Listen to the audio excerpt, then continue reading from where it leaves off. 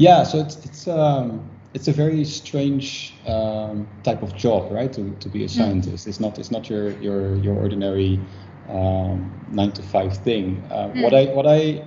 What I've realized over the years is that what I like very much about it is that it actually continues to push you out of your comfort zone. Being a scientist, you have to kind of move around. In my case, I've lived now in 5 different countries, and I think, knowing myself, if I wouldn't have had the job as a scientist, I doubt that I would have gone that far. That I would have moved around so much. So you gain a lot of experiences. For example, I was absolutely terrible at languages in high school, but by now I speak 4 of them with relative ease.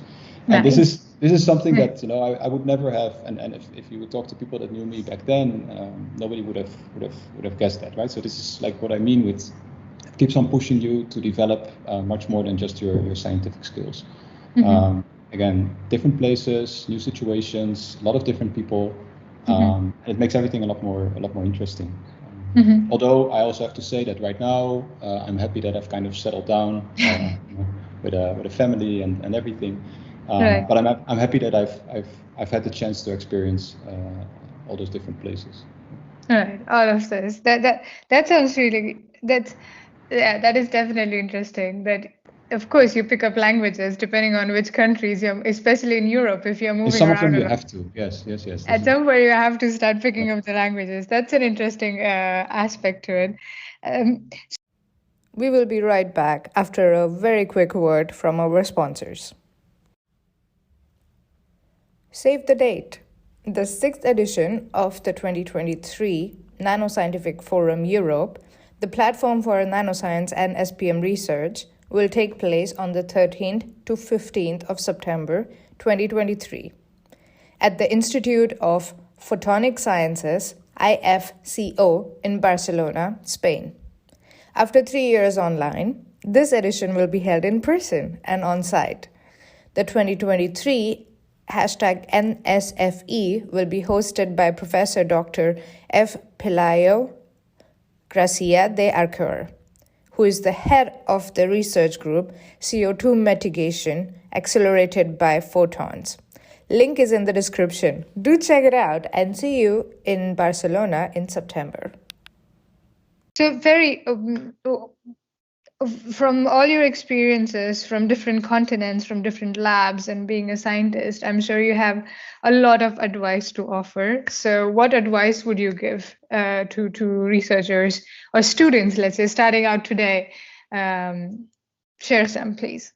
Yeah, so I think it's see it as an opportunity. I think. I mean, I often hear young people saying like, if you want to be in science, you have to move to another country, otherwise you don't have a future in academia. But it's not a punishment, like it's see it as an opportunity. Of course, there's a lot of downsides. You're away from your family, you're away from friends, from where you grew up maybe or feel comfortable. But it's a great opportunity to go outside and see all these different sides of life. And don't be afraid of it. I mean, you'll manage.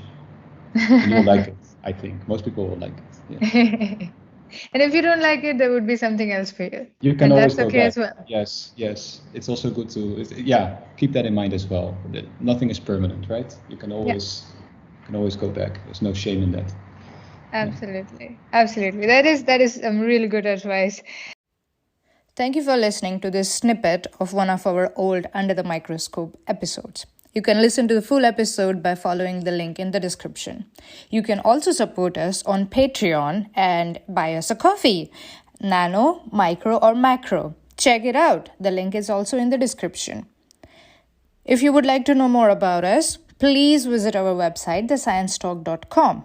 And you can also join our mailing list. Again, the link is in the description. Thank you. Your support means a lot to us. Please share this episode with your friends, leave us a review, and add our podcast Under the Microscope to your favorites list. Thank you.